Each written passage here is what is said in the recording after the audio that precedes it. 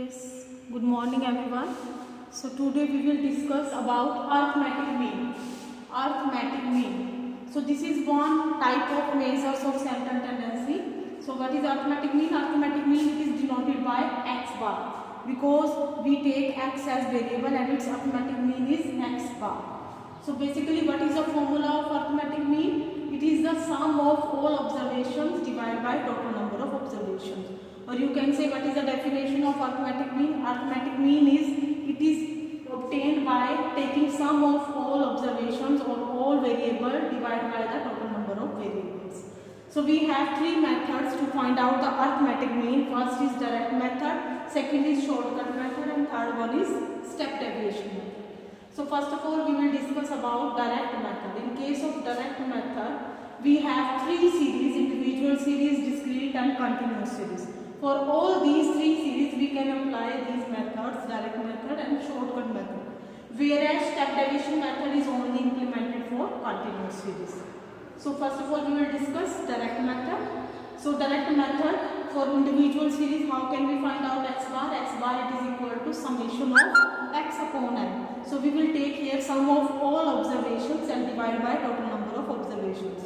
N is total number of observations. Summation of x is the sum of all observations. And whereas for discrete series, we can find out arithmetic mean by direct method by taking this formula summation of f into x upon n. Because in case of discrete series, we have also given frequency along with variables. So that's why we will take here formula summation of f into x upon n. So we made here modification in case of this individual series. In individual series, it is summation of x upon n. But in case of discrete series, we will take here summation of f into x upon n.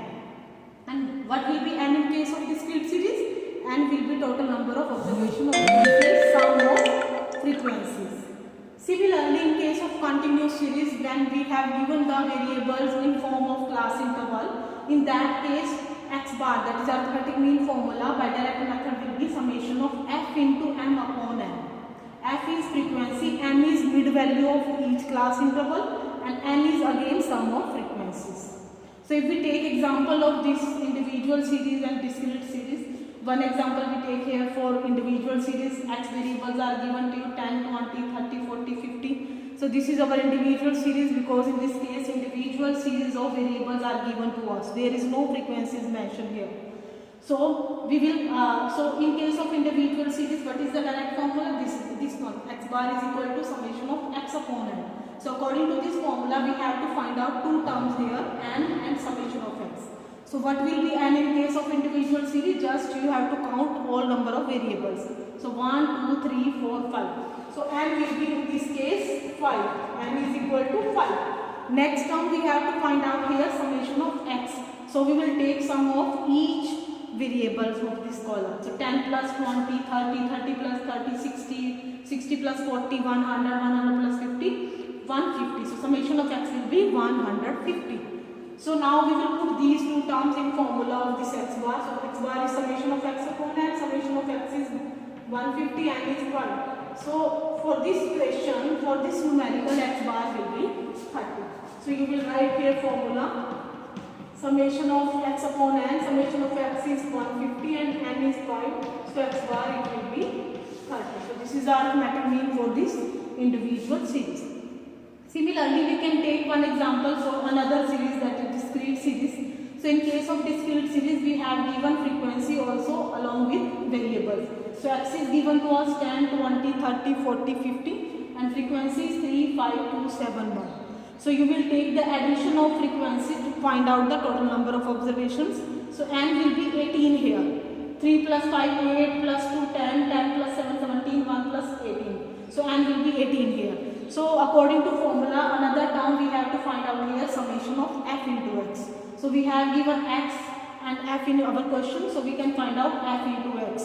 So we will make another column of f into x. We will multiply each variable with its corresponding frequency, like 10 into 3 30, 20 into 5 100, 30 into 2 60, 40 into 7 280, 50 into 1 50. Now we have to take the summation of this column, so that will be our summation of fx. So its addition is 520. So we calculated here both terms, n is 18 and summation of fx is 520. Now we will put all these two terms in given formula of arithmetic mean for discrete series. So for discrete series, formula is x bar is equal to summation of fx upon n. So we will write here x bar is equal to summation of fx upon n. Summation of fx is 520 and we calculated here 18. So our mean will be 28.9. Similarly, we can find out this arithmetic mean for continuous series also.